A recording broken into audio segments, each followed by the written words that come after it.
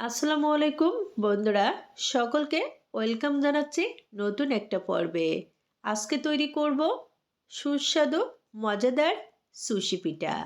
অনেকে কিন্তু এই পিঠাটা তৈরি করা ঝামেলা মনে করে, তো আজকে আমি কোনো রকম ঝামেলা ছাড়াই একেবারে সহজভাবে পিঠাটা তোমাদের সাথে শেয়ার করব। তাহলে চলো দেখে নিই। সুশি পিঠা তৈরির শুরুতে একটা ডো তৈরি করব। এর জন্য প্যানে নিয়ে নিচ্ছি 2 কাপ পানি, টেস্ট অনুযায়ী লবণ। কারণ মিষ্টি খাবারে লবণ না দিলে কিন্তু মিষ্টির স্বাদটা ঠিকঠাক আসে না। 1 টেবিল চামচ ঘি। তবে তোমাদের ঘরে যদি ঘি না থাকে সেক্ষেত্রে সাদা তেলও দিতে পারো। দেখো, পানি ফুটতে শুরু করেছে। এখন নিয়ে নিচ্ছে শুকনো চাউলের গুঁড়ো। আজকের এই সুশি পিঠাটা আমি শুকনো চাউলের গুঁড়ো দিয়ে তৈরি করে নিব। তো 2 কাপ পানির জন্য 1 কাপ আর 1 টেবিল চামচ শুকনো চাউলের গুঁড়ো দিয়ে দিলাম। এই পিঠাটা পারফেক্টভাবে তৈরি করতে হলে কিন্তু ডোটা ঠিকঠাকভাবে বানিয়ে নিতে হবে। আর ডো ঠিকঠাকভাবে বানাতে হলে পানির মাপটা সঠিক হতে হবে। যদি তোমরা এভাবে পানি মেপে চাউলের গুঁড়ো দিয়ে থাকো তাহলে কিন্তু খুবই সহজে ডোটা তৈরি করে নিতে পারবে। একটু সময় নিয়ে এরকম নেড়ে চেড়ে মিশিয়ে নিচ্ছি।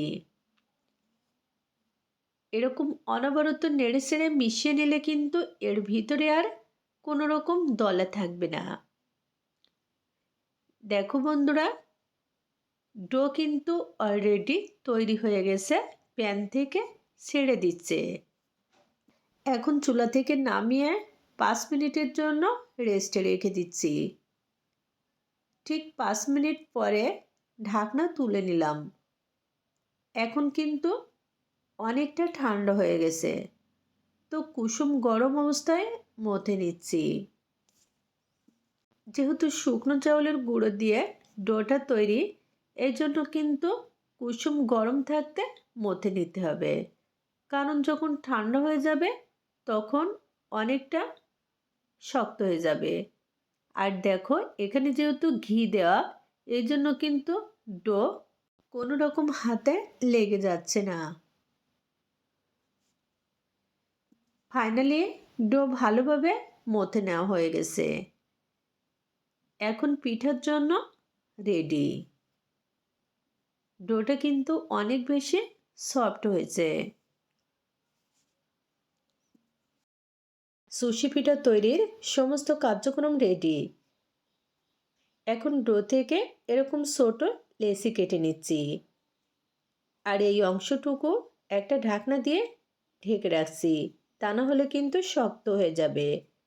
শুরুতে এরকম একটু রোল করে নিচ্ছি।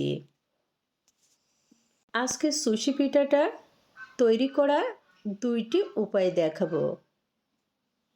দেখো, রোল করে নিয়েছি। এখন এখান থেকে এরকম ছোট ছোট টুকরো কেটে নিচ্ছি।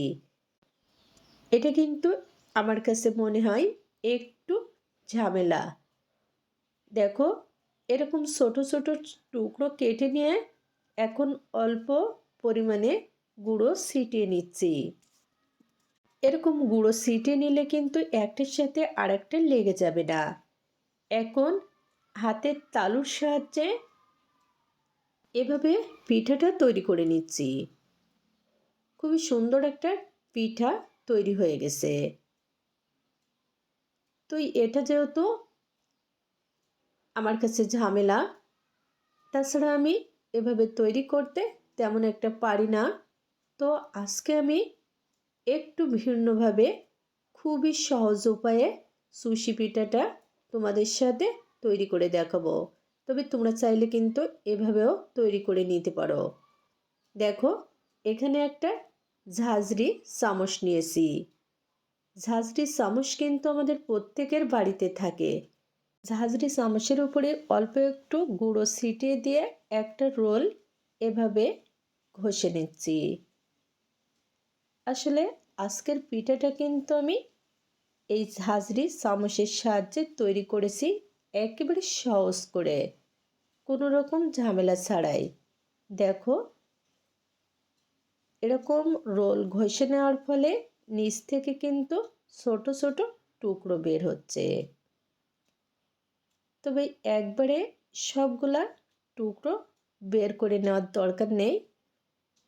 কিছুটা পরিমাণ টুকরো এরকম বের করে নিয়ে এখন পিঠাটা তৈরি করে নিচ্ছি। সামান্য গুঁড়ো ছিটিয়ে দিয়ে দিলাম, এতে করে একটার সাথে আর একটা লেগে যাবে না। হাতের তালুতেও সামান্য গুঁড়ো নিয়ে নিলাম।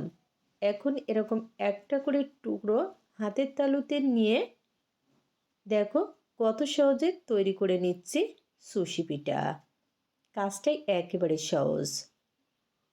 তোমরা চাইলে কিন্তু আজকের এই পদ্ধতিতে সুশি পিঠাটা তৈরি করে নিতে পারো।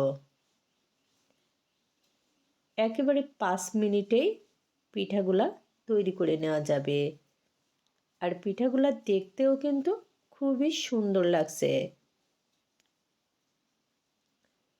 দেখো বন্ধুরা, সবগুলো পিঠা একইভাবে তৈরি করে নিয়েছি। এখন রান্না করব, এর জন্য প্যানে নিয়ে নিচ্ছি 1 লিটার দুধ। দুধ জাল করে নিব, তবে জাল করে খুব বেশি ঘন করার দরকার নেই। নিয়ে নিচ্ছি এলাচ আর দারুচিনি। এগুলো দিলে কিন্তু খুবই সুন্দর ফ্লেভার আসবে। টেস্ট অনুযায়ী লবণ দিয়ে দিলাম। এখন নিয়ে নিচ্ছি চিনি। এখানে 100 গ্রাম পরিমাণ চিনি দিয়ে দিচ্ছি। চিনি দেওয়ার পরে কিন্তু এরকম নাড়তে চাড়তে হবে, তা না হলে কিন্তু তলানিতে লেগে যাবে। আর এরকম প্যানের চারপাশের লেয়ারটাও নামিয়ে দিতে হবে। দেখো বন্ধুরা, দুধ কিন্তু খুবই ভালো করে জাল করে নেওয়া হয়ে গেছে। এখন নিয়ে নিচ্ছি 200 গ্রাম পাটালি। এখানে আমি আখের পাটালি নিয়েছি। তোমরা চাইলে কিন্তু খেজুরের গুঁড়ো নিতে পারো, আবার শুধুমাত্র চিনি দিয়েও তৈরি করতে পারো। তবে এরকম গুড় আর চিনি দিয়ে এই পিঠাটা রান্না করলে কিন্তু খেতে বেশি টেস্টি হয়। নিয়ে নিলাম হাফ কাপ নারকেল কোড়ানো। এখন পিঠাগুলা দিয়ে দিচ্ছি। সব মিলিয়ে 2 থেকে 3 মিনিট মতো রান্না করে নিব। এরকম আলতো হাতে নেড়ে চেড়ে নিতে হবে।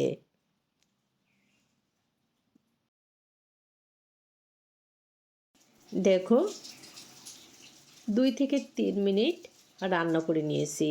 এখন কিন্তু অনেকটাই টেনে এসেছে। এর থেকে আর বেশি জাল করব না, কারণ ঠান্ডা হয়ে গেলে একেবারে ঘন হয়ে যাবে। তো নামিয়ে নিচ্ছি। এটা কিন্তু গরম গরম খেতে যেমন মজার, তেমনি ঠান্ডা হয়ে গেলেও। খুবই সহজভাবে তোমাদের সাথে আজকের পিঠার রেসিপিটা শেয়ার করলাম। যদি ভালো লাগে অবশ্যই তৈরি করে দেখবে। আজকে আর নয়, আবারও দেখা হবে। খোদা হাফেজ।